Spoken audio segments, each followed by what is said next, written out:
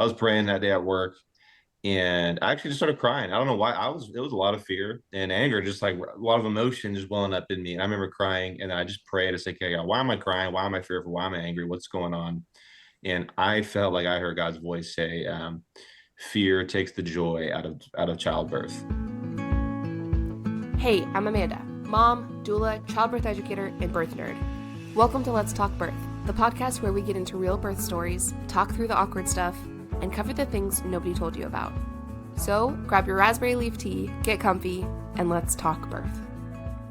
Hey guys, thanks for joining me on the podcast. Why don't you introduce yourselves?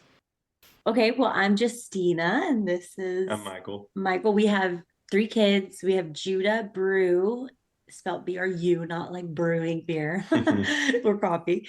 And then we just had Brielle, who's 3 weeks old today. And yeah, Judah's 3, Yeah, 3.5. 3, 2, almost 2, and then brand new. Yep. And then I own my own pool business, Branson Pools. I just got that started a couple months ago. I'm pretty new. Yeah, and then I'm a photographer slash stay-home mom full time. So yeah.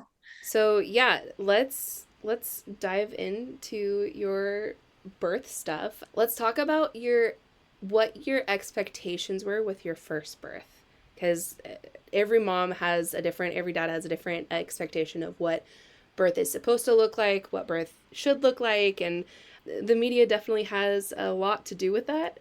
And also hearing other family and friends' birth stories.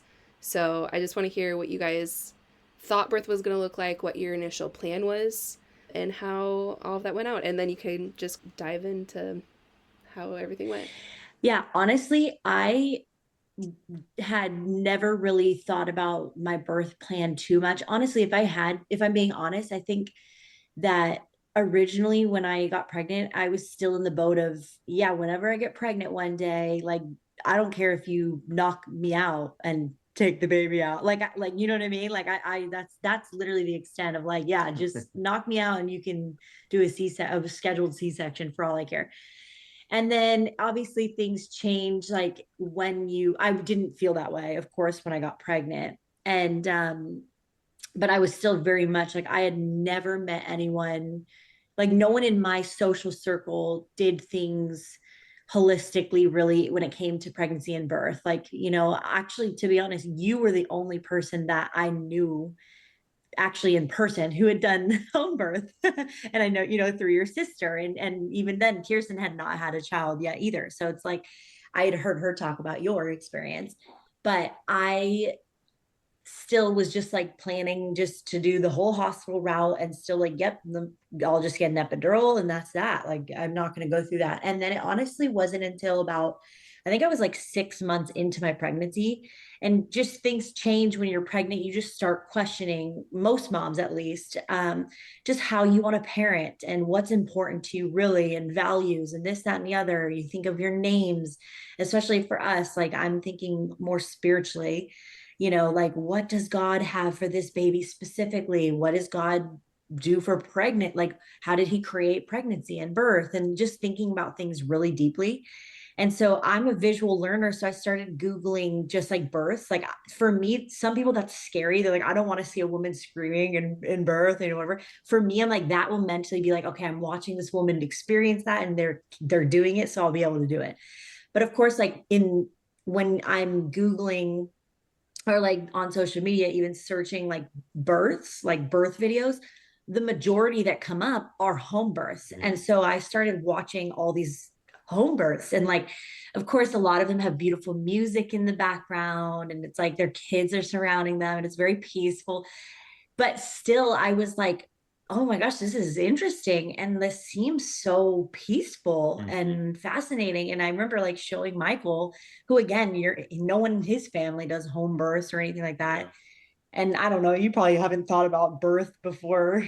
No, You didn't have any expectations for birth, like kind of whatever you want to do. Yeah, all I knew about birth was literally what I saw on TV and in the movies. Right. Like yeah. I didn't really think about that until it came around that it was our time to like, yeah, have a baby.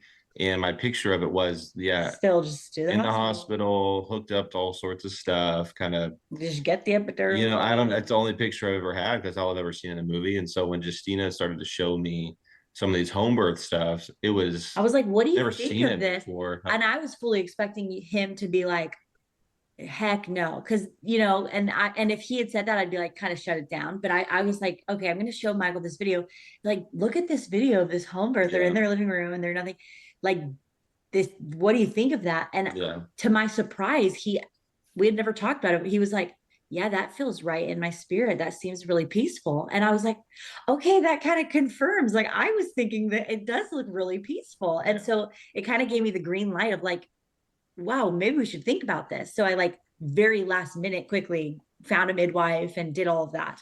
Yeah. Well, Anyway, that's fun. I thought that's yeah. something to note too, is we were about halfway through your Yeah, we were pretty, pregnancy. yeah, it was like You were halfway almost through your 6 months along. pregnancy, and then she made the decision, I want a home birth, like with like 3 months left to go. Yeah. So it was like last minute switch, mental preparation, Yeah. find a midwife, how much is it going to cost? What's it going to look like? Okay, now I have to learn how to fill up a tub and all this stuff. And so there was that. I thought that was interesting too. As it was Mhm. It was last minute. last minute.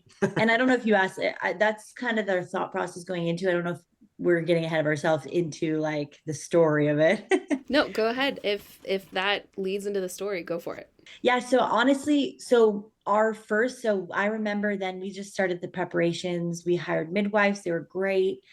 And I like Michael said, it was like now kind of very crunch time wrapping my head around it mentally, to where I think that didn't serve me as well as it should have in the end, because this to preface, this one did end up in an induction. I was still, because up until this point I had been receiving full prenatal care at the hospital, right? And so now I'm, you know, receiving midwifery care, but I'm still I was like past my 20-week anatomy scan. I'm still like kind of doing both. And of course, like I've now come to learn, we've both come to learn, like towards the end of your pregnancy is when it gets dicey with like the hospital pushing agendas or pushing induction or this and the other. And I'm naive, kind of that. So instead of just trusting my instinct or just now first consulting my midwives and their holistic opinions and approaches and like holistic remedies for certain symptoms, I'm Googling symptoms and freaking out and then like contacting my hospital as well. And so we had all the tub set up and it was so beautiful. We had such a beautiful moment. Like one night I was like looking at our tub, we had set it all up to see how it was. And like both of us started crying. We're like, this is so beautiful. Like this is gonna be amazing. I don't remember that night. We're like, wow, it's real. It's around the corner. And then around like 40 weeks, I started itching a little bit. So of course I like Google that and they're like cholestasis, which is a big emergency. You know, it could mean the cholestasis and it means induction immediately. So of course, like I don't even message my midwives. I immediately like message the hospital. They take me in that day. I'm past 40 weeks at this point. You know, I'm like 40 weeks and exactly or something. And I go in and they're like, oh yeah, you're slightly elevated and also we have a bed for you right now. Like it's the safest thing is, you know, like better out than in basically. And I was like, oh, you know, like, no, I'm not ready because I'm still, and it was just kind of a whirlwind of that. And then my midwife's hands were tied. We're like, you already went in a hospital. They're already telling you you need to be induced. And now they're seeing a heart rate dip that they're like, but if you had come to us kind of first, you know, your levels were not concerning enough that, and you're already past your due date. Like you probably would have just gone into labor before anything, you know, it's kind of like one of those scenarios that I didn't know any better. So we just ended up going in for an induction and it did end up being a really positive experience like in the end, but it was like eye opening for us. And actually, our photographer, you had actually recommended Justine, our photographer, who is also a doula and has had, I don't know how many children at home. 7. Yeah, I think I think she's even pregnant with more now at this point. I mean, I don't know. But so she actually was there. This is during COVID. So we couldn't have any other visitors. So we chose her as like our one extra. And then it was actually nice as like first time parents, like to have like a doula in the room, because she was kind of giving me the look, like as the nurses are saying these things, like you have to do this or this is emergency. She's kind of like looking at us behind them, being like shaking her head, like, no, this is not, like you don't, that's not necessary, or you don't have to do this. And it was kind of one of those things where I remember you kind of felt really frustrated by the experience. I mean, we were kind of mad when we were going into the induction. Do you remember why? Yeah. Like, Yeah. Well, I remember feeling fear and anger for sure. like I let fear get in there instead of just like we had really trusted Lord for this birth and the home birth. Sorry. And No, then you're and good. then last minute I get fear, and then I immediately run to like the hospital, and it really, honestly, looking back, was so unnecessary. Sorry. Yeah, no, you're good. Well, because once she brought up that she wanted to do home birth, I started to really look into it too, and I had a lot of conviction. I felt like from God that going the natural way, He would bless it, Yeah. and that's how women have done it for centuries, and then specifically Christian women having God's blessing. So I just did a lot of my own research, prayed, sat with God. So then I had like my how I view it now, and I was Yeah. like, Which this is gonna is be awesome. I'm so excited great. for it.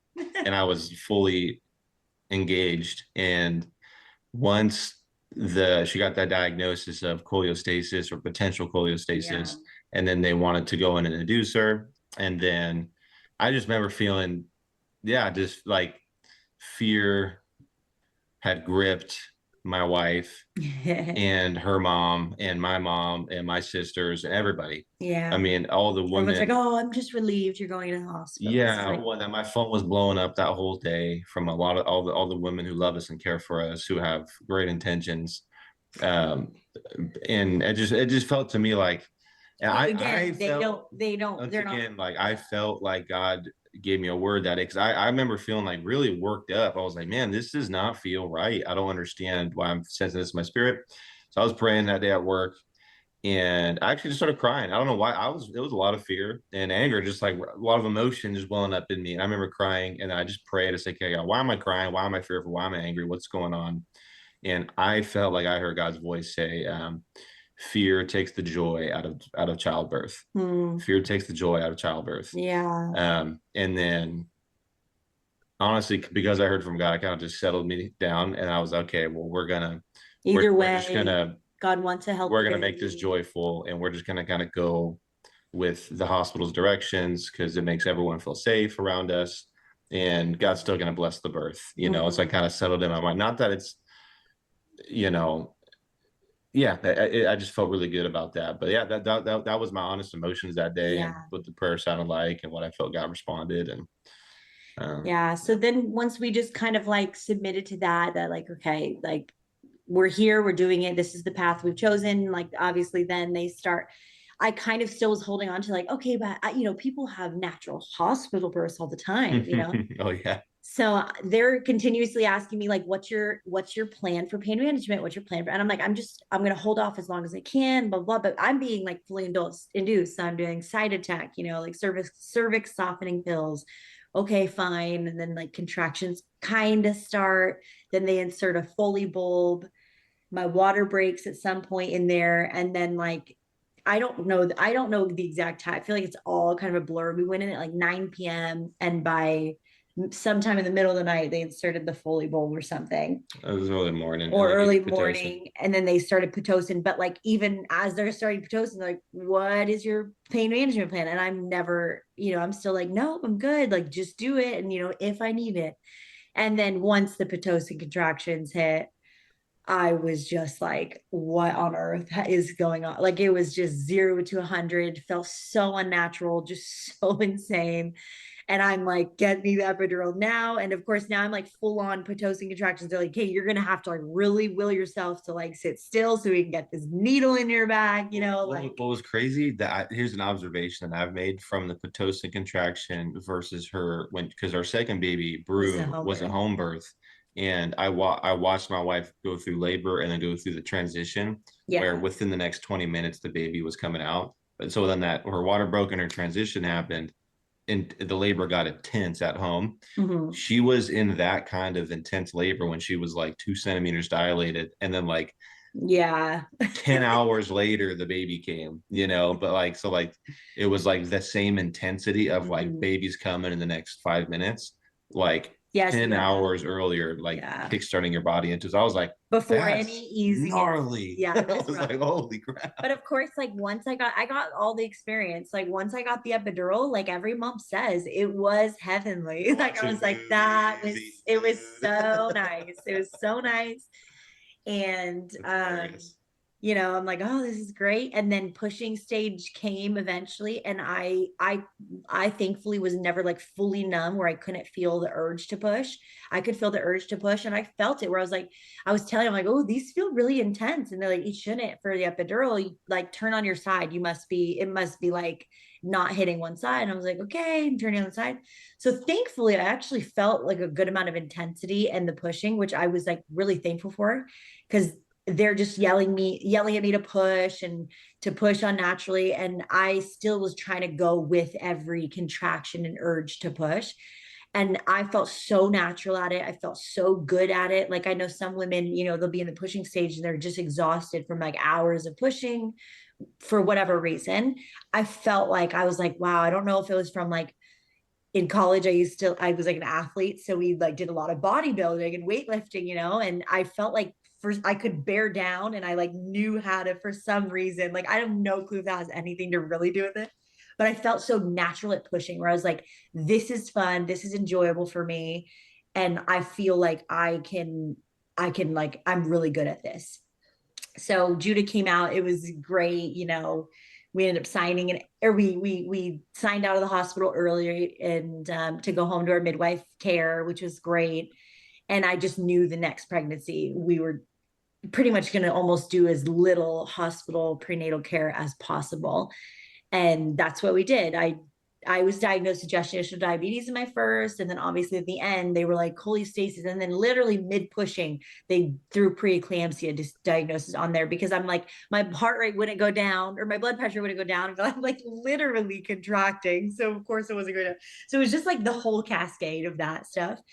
And then the second one, I didn't even test for gestational diabetes. I just like managed at home, like pretended I had it, managed at home, and I went to our 20-week anatomy scan, and that was like it. And ghosted the hospital after that, and then Brew came at like 41 exactly. So, real quick before we go on with that, I want to hear, Michael, what was it like seeing Justina go through what she did in labor, like in the pushing and when Judah finally came? Like, what was that from in the hospital from your perspective? Yeah. Yeah, I had no idea what to expect. So when it was all happening, I was very just present, watching, and I felt it was a really good experience, to be honest with you. So Justina, when she started pushing, like I said, I'm like on the edge of my seat, like I've never been in the labor room before, and all the doctors come rushing in. There's like 10 of them at Kaiser, and the thing that stands out to me is there was one lady who comes up to Justina, I'm and Justina's just yapping at this point in between her contractions. She's feeling really confident, like, like, I love okay, this pushing, baby's gonna come out soon. Like she sees the light at the end of the tunnel, and she's very happy and excited. And she says to Justina, "Do you know what Judah means?" because they have Judah's name written on the Yeah, door. Like, what's your baby? So they all know he's about to be named Judah. yeah. She goes, that name, and she's like, that name means praise, and she just Yeah. starts like, She sounded like this big Southern woman. Like she was just like, like what Judah means, right? Like, that means praise the Lord. Like you yeah. got like, so she had no idea we were Christian or anything like that. It felt cool just because It like felt like God was like kind of giving us a it's little like, Justina's first birth, my first time experiencing it. There's a lot of emotions, there's a lot of uncertainty, and yeah. so I was just I don't know how to explain how I felt. I just was like very like on it, like what's like I was just like going back and forth. Are you okay? To Justina, going back and looking at the baby come out, going back. I was kind of going back and Yeah. forth, and then when she came and said that, I kind of put things. I don't know. I just felt like God gave us a little kiss. It was like I'm here with you. And Yeah. sent us the right nurse that then turned into a little bit of a praise session. Which was cool. Um, At one point when I was like really before the epidural and the had start before I'd asked for it, I was like, I can't, Michael, I can't do that. Remember? Do you remember yeah, that? I do. Like, how did you feel that? That was the first time you ever see me like, I can't do this. Oh my God, this is so bad. It's like, Yeah, I'm trying to think. I mean, he was just like, get the epidural. Like, don't try to be brave. So I was like, I know. I mean, honest guy feeling, I was just like, man, this sucks to be you right now. Like, that's honestly how I felt. And I think because it's the first time, When I, yeah, yeah. we leaned on Justine, the photographer slash Oh, doula, a yeah. lot because I, one, we had not been preparing like before pregnancy. So it's not like he was this birthing partner who had been also like mentally preparing. We'd been like 3 months into it. And, so it's like he doesn't even, so she kind of, I remember at some points was like kind of giving you tips on like how you could support me, yeah. like in it, where he's like, so anyway, sorry, I didn't mean to No, hijack your having answer. her there was super nice. I forgot. Yeah, that she was a total peaceful Yeah. presence in the room because she had 7 babies. Yeah. At that point, she had a baby in her arms, and she was talking to me throughout the whole process, just so calmly, confidently, telling me what's going to Yeah. happen, what's going to happen next.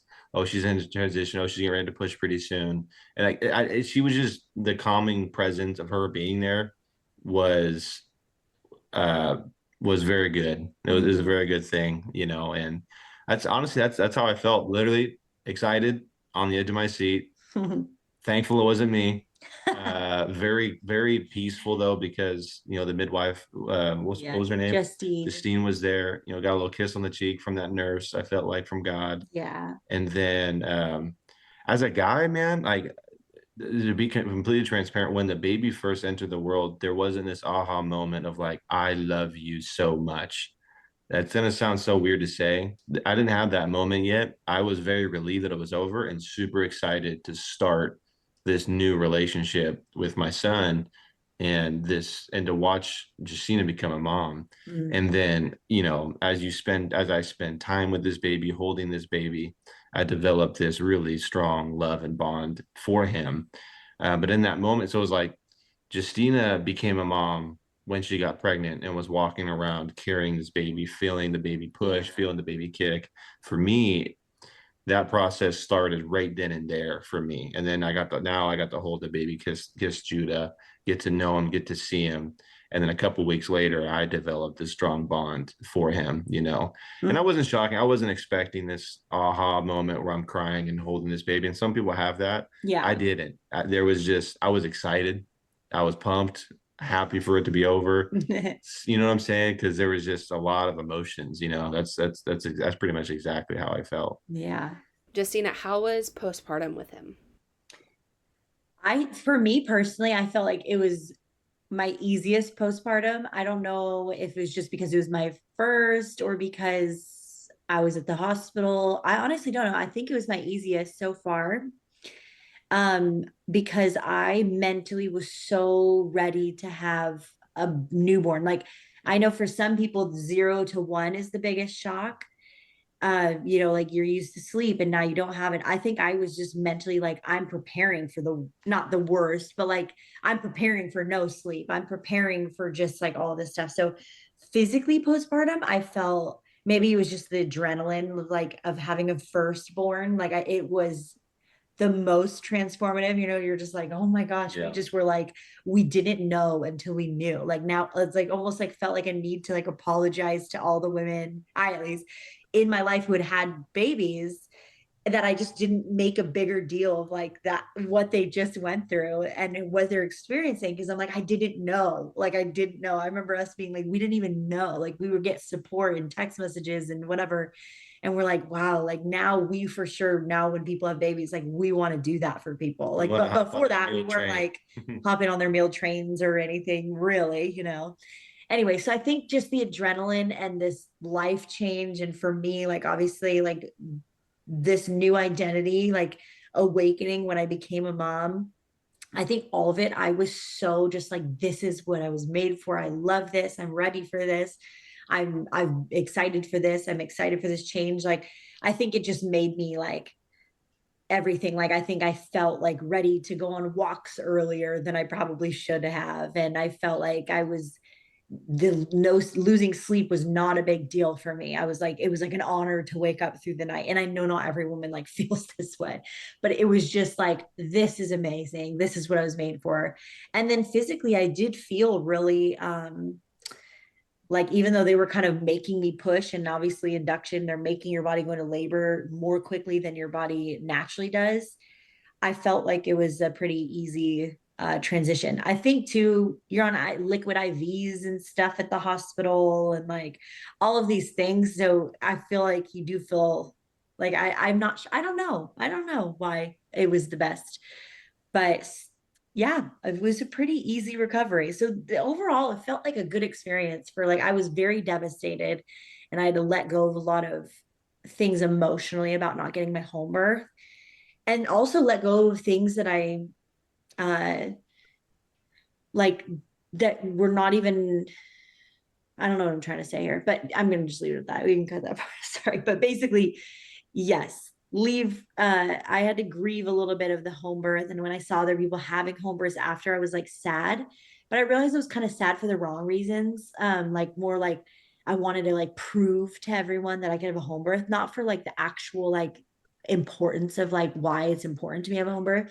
So it's kind of a good humbling experience to have had an induction, to like be like, oh wow, like look at me, I can't just will a home birth. Um, and oh, I was gonna say one more thing about postpartum. Oh, but emotionally postpartum, so far, that first was the hardest for me. And I, again, I think because it literally awakened something in me that I had never experienced before. I literally would like sob thinking about him being a week old. It's like, I can't believe he's going to not be a day old. Like, it was just like so emotional thinking about him ever.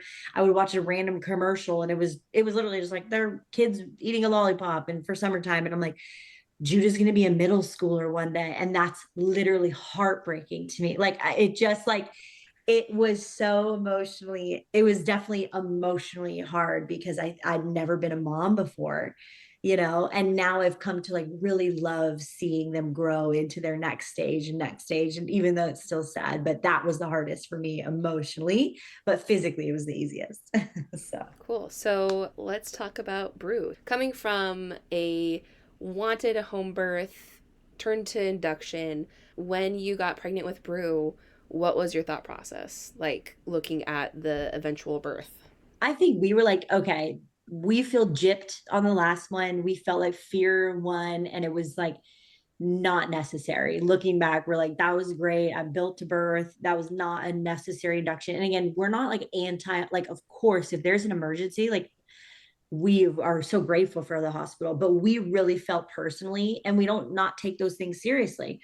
We felt personally that it was not a really full reason that we should have been induced. So this time I was like, we're not going to be dumb. We're not going to like, ignore signs, but I'm not going to Google every little symptom. Like things change, your bodies change. Like, unless I feel like there's really like something wrong, like it's not, I'm just going to trust. And I'm going to also like, that time, you have to remember now I'm doing midwifery care throughout, and I had been preparing like mentally before I was even pregnant. So it's different this time. I had a lot of like, my belief systems were a lot more solidified and going into pregnancy.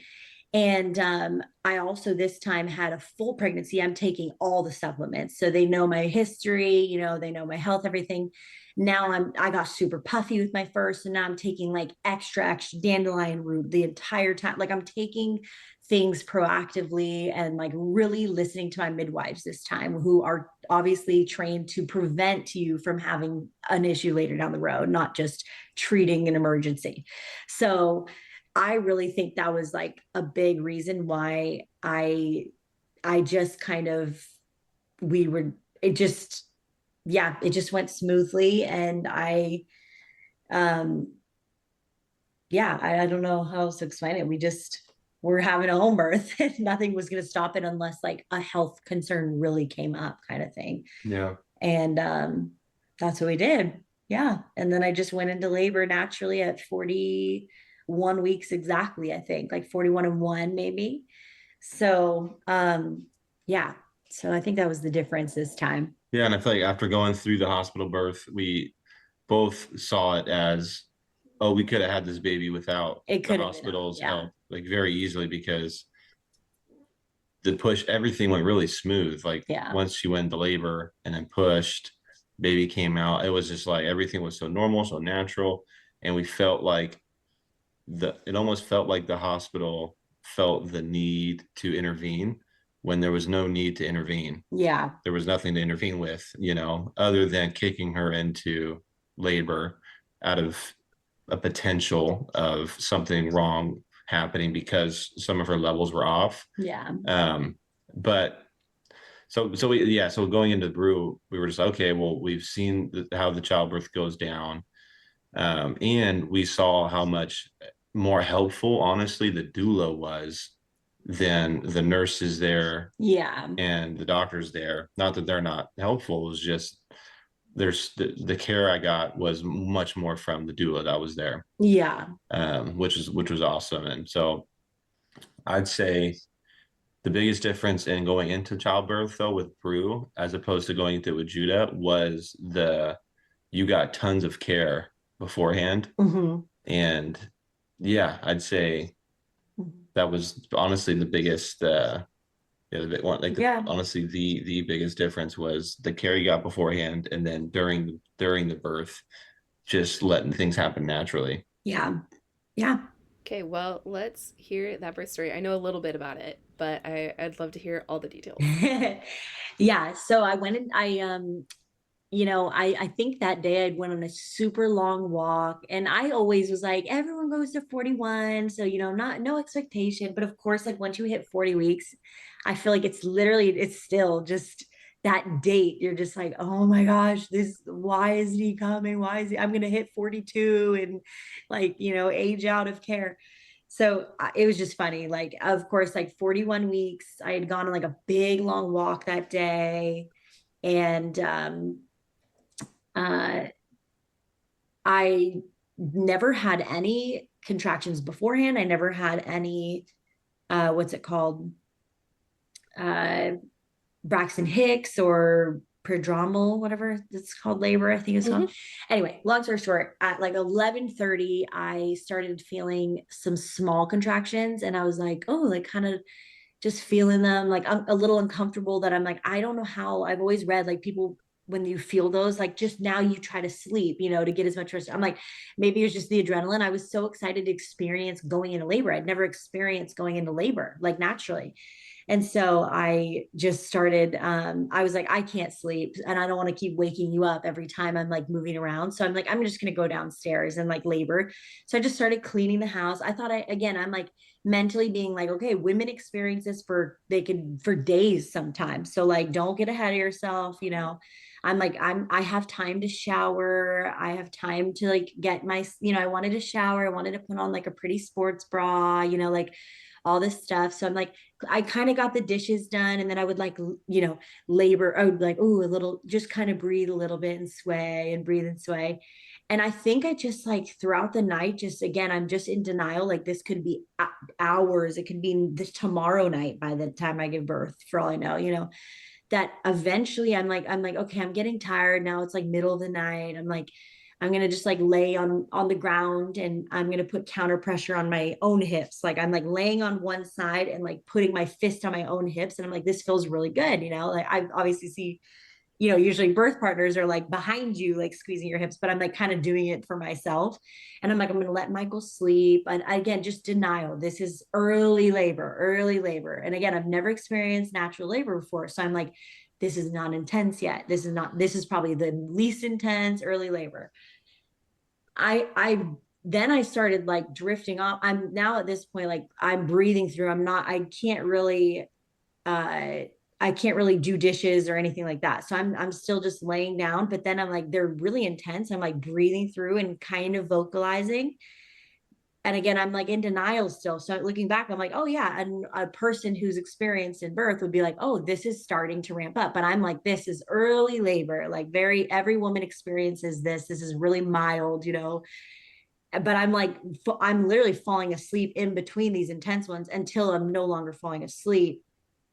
And then I'm also another sign that, again, I'm in such denial that I should have looked back, being like, I keep checking the clock, being like, oh, it's still 3 a.m. I need to let Michael sleep. I'm like wanting Michael to come down, but I'm like, oh, it's still middle of the night. Like he should sleep. He should sleep. Oh, okay. It's like 4. Yeah. At this point, you told him that you were having Well, contractions? I told him at like 11:30. I'm like, I think I'm having some small contractions, and they are Okay. they had started like within 3 minutes apart, maybe 5, like 3 to 4 minutes, and they were that the whole night. So I was like, okay, they're Okay. kind of close together, but they just started out of nowhere. This could be forever. So I told him that. I'm like, you just stay here. And then from then on, I had not had said anything to him at all. And then did you tell the midwives at all yet at this point? I think I texted them around like midnight. And again, I'm like in denial. So I'm like, I was like, I think early labor starting, but very, very mild, whatever. And so, don't worry. And so of course they're like, oh yeah. And again, they're probably thinking, oh yeah, this is, you got hours and hours, which, still. And I think at some point when I went to the bathroom, I noticed a little blood. So I texted him then. I can't remember what time exactly. It must have been around like 12 or 30 or 1. So only like an hour after. And I'm like, I see a little blood. So then they're like, okay, that things are probably going, progressing a little bit. Just keep us updated, like in the morning kind of thing. And I think that was the last time I had messaged them. It was like probably 12:30 or 1. And then I want to say around like 4:30, I'm still looking at the clock because it was at 5 o'clock. No, 6 o'clock you came down, right? Mhm. So around 4:30, I think I noticed where I could not fall asleep in between them. They were really intense. And again, I'm still like, this is early labor. I'm not telling him. I'm not telling him at all, or texting my midwives or anything. And it was about like, what, 5? Are you sure it was like 6 a.m. that you came down? Yeah. Okay, so that's crazy because he was born at like 6:15. Like 6:25, 6:30. Okay, so I guess I was just in such denial. Like I think I literally was You called me when your in water broke. transition. Yeah, but so that's what I'm saying.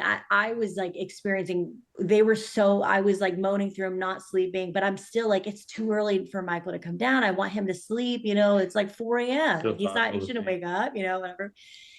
And then literally I did that, I think for like an hour and a half. And I'm just like, again, I'm like desperately waiting for it to, I don't know what I was waiting for, like it to be an early enough, like a decent enough time that it was not to just to like disturb everyone, which is, again, I'm like, it's a sign that I was like, things were progressing.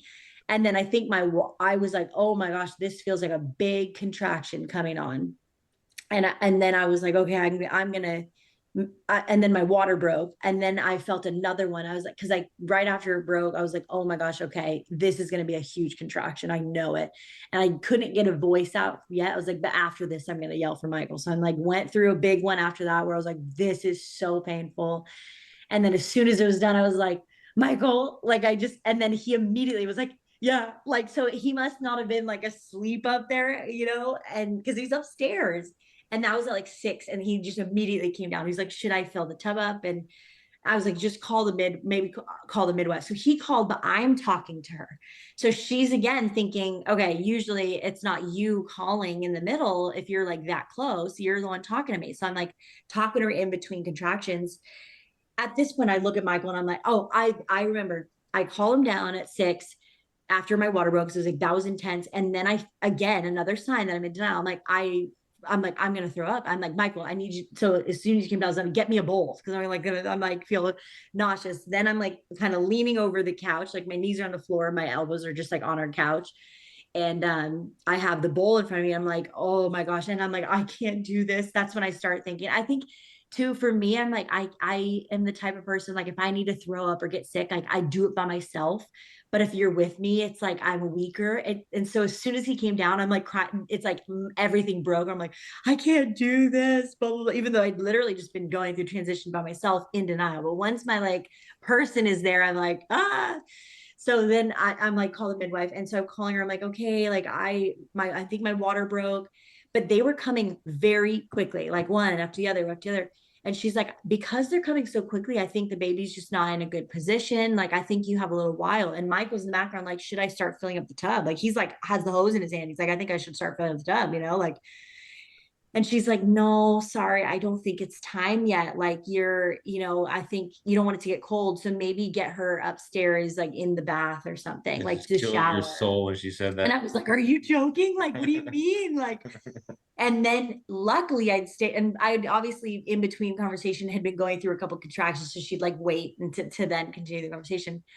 And then it was like, honestly, right before we were going to hang up, I was like, hold on, one more is coming. And she was like, did I hear you pushing? And I was like, I literally was like, I don't know, maybe. And she's like, I'm coming over right now, basically. And so, and then a light bulb went off because I remember with Judah, I love pushing and I'm good at pushing. And then it was like, I still had a couple where I must have been like, it was just like this slow urge to push and they were still really painful. She got there like 12 minutes later, maybe. So by like 6:15 ish, maybe. And I she still was like, it could be a while. It could be. He was like, when she said I'm coming over, he's like, I'm gonna fill up the tub. So he starts filling up the tub. She's like, it still could be a while. And I was like, what do you mean? Like, you mean hours? Like, I could do this for hours. She's like, I know, like, it could be. And then, like, I don't know. I just started feeling that urge to push more. And then it just shifted for me where I was like, once I'm really pushing, the pain goes away. Like the pain of the contraction leaves. I'm like, this is fine now. I'm in control. Like I'm gonna push.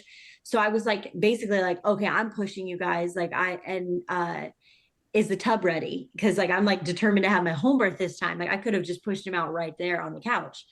And they're like, almost, almost, it's, whatever, just wait a couple minutes. It's almost at their right level. And I was like, okay, I'm going to get in the tub and push them out. Like, I was like, I'm literally waiting. I'm like, at this point, I'm fine. It's not that painful. I'm in control, right? Like, I was like, fine. Yeah, you were chilling. And then they were like, okay, the tub's finally ready. I'm like, okay, like I climb in, they take my shirt off. I am fully butt naked, like not shower. My hair is nasty. I never wanted to be fully naked, like giving birth. I'm just like fully naked. And I was like, okay, I'm gonna push him out basically. Like let everyone ready. Like this is my jam right here. I could literally push him out right now. I could push him out in one contraction or kind of span it over the next couple. Like it just felt that in control. And so I pretty much just told her, I was like, everyone ready? Like I'm gonna push him out now. And like so I like pushed the head out and I was like, I'm just gonna push the rest of them out basically, like kind of. And so I think Heather helps you kind of like be like, you want to be the one to kind of catch him and push him back up through her legs or something. So I pushed him out and then she kind of helped. It was that natural and I just pushed him out. I was like, I'm just going to push them all out right now. And so I just did. I really didn't even need to be in the water. I was like, I don't care if I like am pushing too prematurely. Like I like it so much that I'm okay with like a little tear. I know that sounds so like people are terrified of like the ring of fire and tearing, but for me, I'm like, this part is the better part for me. I'm okay with that feeling. And yeah, and Michael just kind of grabbed him and pushed him back through, which is cool and so different than his first experience. He was completely hands off with Judah, and yeah, and then Drew was born and it was totally healthy and fine. So how long was Yeah. that labor from start to finish? So like 11:45 to 6:20. So I mean like less than 7 hours. Yeah. And then I mean my water broke at like, I think I would say I probably started entering transition at like maybe 5 or 5:30. I think I have it literally on my phone, but it was pretty quick. So that's why I knew my third was going to be pretty quick too, hopefully. I mean, I know they say it's a wild card, but Yeah.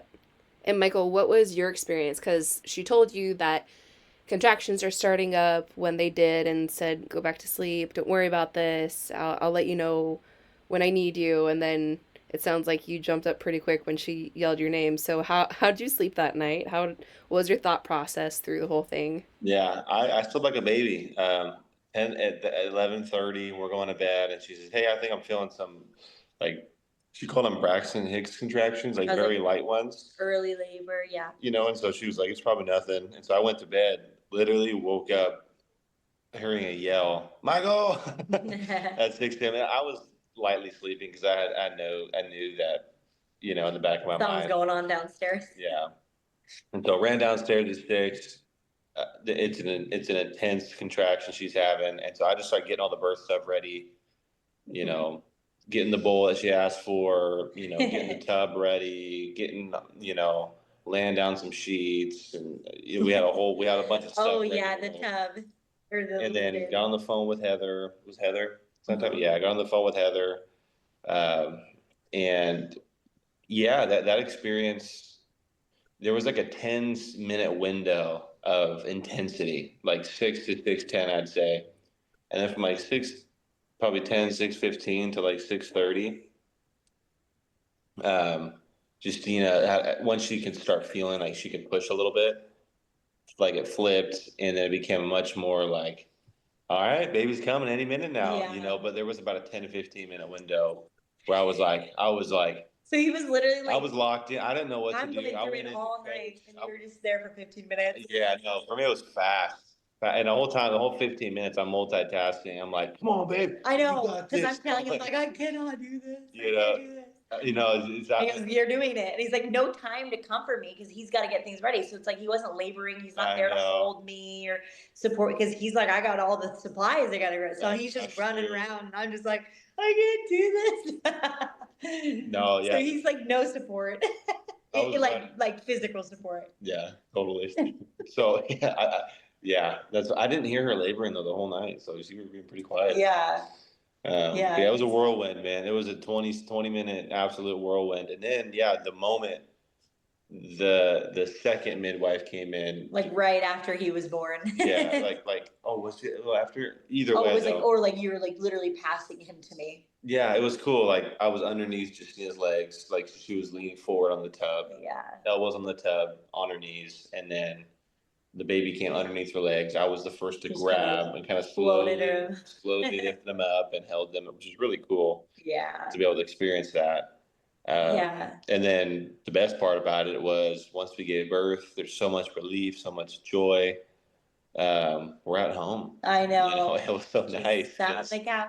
We had, you know, the midwives, 2 midwives were there, and me and Justina. And Justina just got to kind of rest on the couch, you know, kind of wait for the placenta to come out naturally. It took like 30, you know, 40 minutes.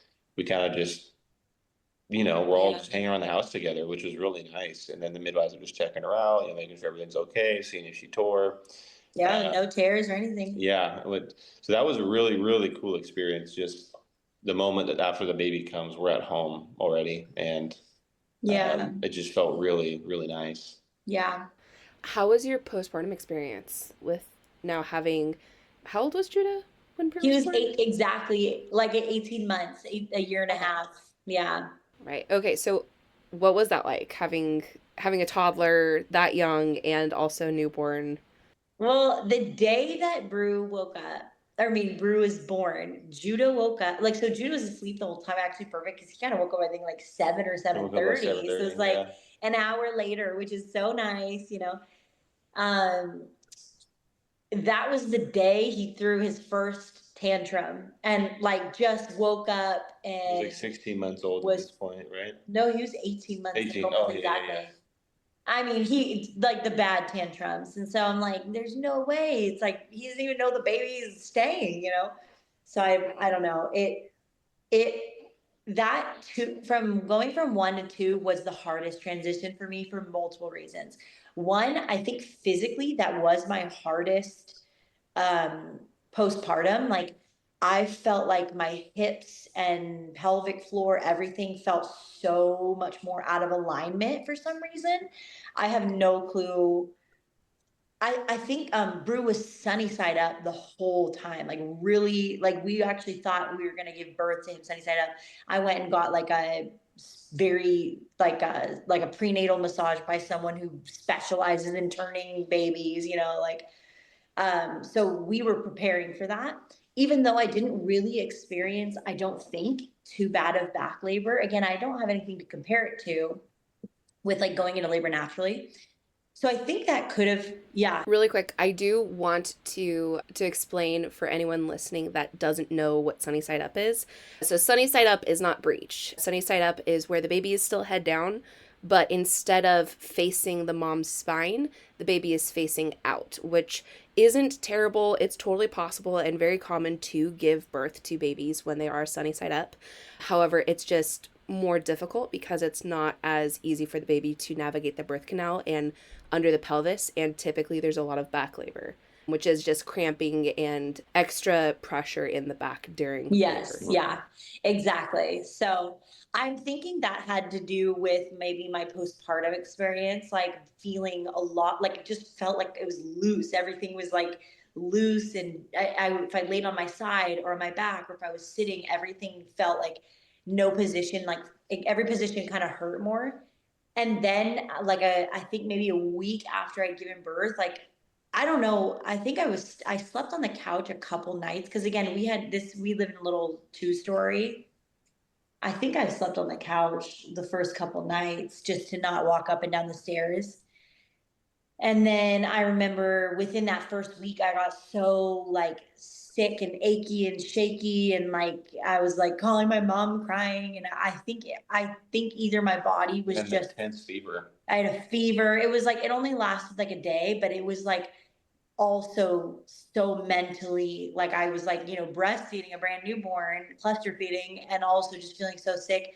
And I think it was just my body reacting to like the trauma it had been through, because I wasn't sick.